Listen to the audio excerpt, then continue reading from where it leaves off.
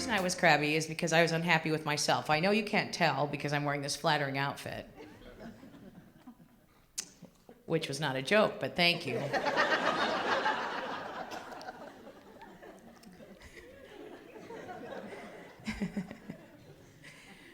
But I used to struggle with a weight problem.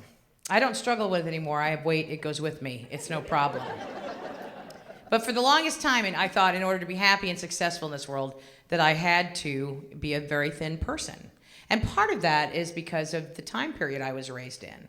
Because I was raised back in the 70s, the late 60s and 70s, and who was our role model back then? Twiggy, that's right. And for those of you that have never heard of Twiggy, I think the name gives you a pretty good idea. In fact, let me give you a visual reference. If she was standing here and I was standing next to her, they'd have to call me Trunky. In fact, here we are. And all of my peers were Twiggy as well. Unbelievable. And what were we wearing back in the 70s? We were wearing hot pants and mini skirts and hip huggers and tube tops. And I could wear the tube tops. It took 3 tops to cover all my tubes.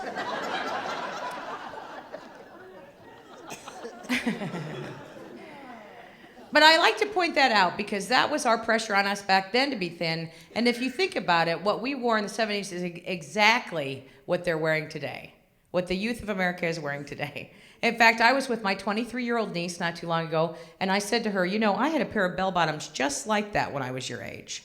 And she said to me, these are not bell-bottoms, they are flares. I said, well, then they're in the witness protection program.